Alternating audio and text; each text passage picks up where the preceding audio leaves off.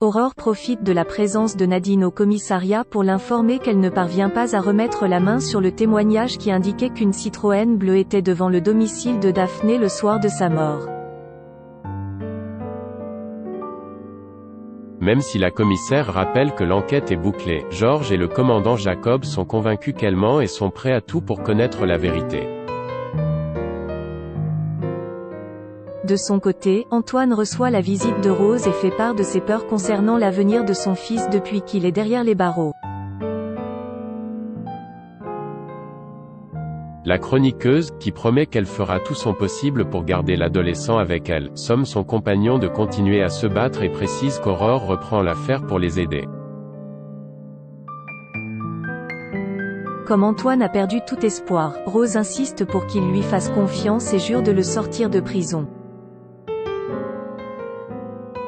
Judith, quant à elle, est inquiète pour le devenir de Souleymane et demande à sa mère de l'héberger puisqu'ils sont famille d'accueil. Lorsque Chloé révèle qu'elle n'a plus l'agrément depuis le mois de janvier à cause de l'arrivée du bébé, Judith s'emporte et affirme qu'elle ne le laissera pas tomber.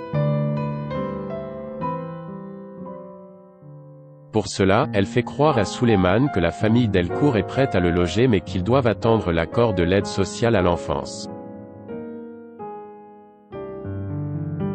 Soulagé, le jeune homme remercie sa copine pour son aide. Pendant ce temps, Nadine fait savoir à Martin qu'Aurore épluche le dossier Myriel sans son accord. Martin est furieux que sa collègue ose passer derrière lui et il lui ordonne d'obéir à ses ordres si elle veut éviter un blâme.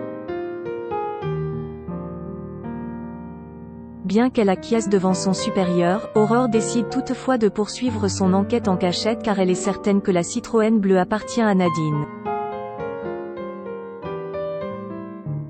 Plus tard, elle se rend chez Daphné avec Georges dans l'espoir de trouver un indice qui pourrait prouver la culpabilité de Nadine. En consultant le courrier de la victime, Aurore découvre que sa voiture a été mise à la fourrière sans que la police scientifique n'ait pu faire de prélèvement. Les deux policiers filent alors sur place et tombent sur une lettre adressée à un cabinet d'avocats de Montpellier dans laquelle se trouve une clé USB contenant une vidéo de Daphné. Dans celle-ci, cette dernière raconte qu'elle porte un lourd secret depuis des années et qu'elle n'a rien dit jusqu'à présent car une personne faisait pression sur elle.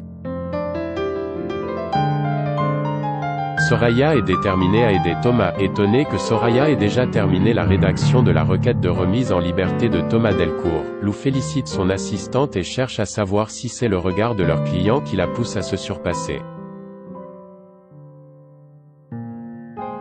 La jeune femme confie d'abord que son histoire la touche mais elle reconnaît finalement qu'il est bel homme. Elle rejoint ensuite Thomas pour l'informer de l'avancée de son dossier.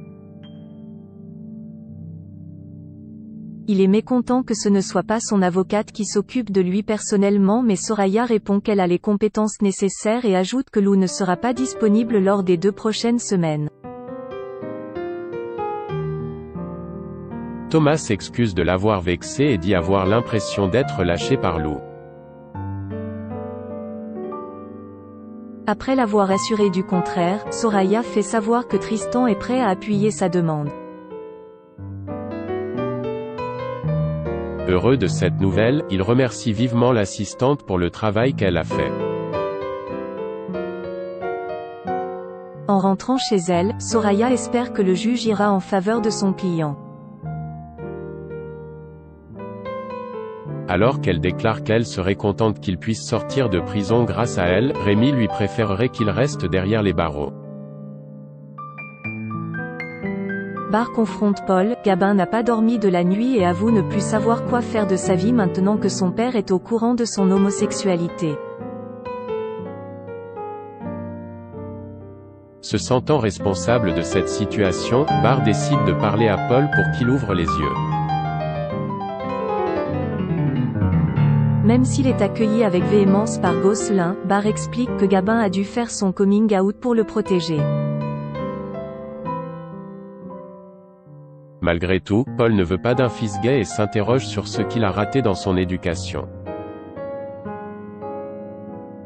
Barr persiste à l'encourager à laisser une place à Gabin dans l'entreprise familiale, mais pour Paul, ce n'est pas un milieu pour les homosexuels et personne ne l'acceptera car lui-même trouve cela répugnant. En apprenant que Brunet est la personne qui voulait utiliser son fils pour parvenir à ses fins, Paul se rend chez lui pour lui dire qu'il ne lui vendra jamais un seul de ses tonniers. Avant de partir, Gosselin lui conseille de ne plus traîner du côté du port tout en le menaçant. Par la suite, Victor attaque Barr pour avoir vendu la mèche. Tandis qu'il rappelle qu'il lui a tendu la main quand personne ne voulait de lui, Barr rétorque qu'il l'a fait pour se servir de lui et qu'il n'a aucun scrupule à l'avoir balancé.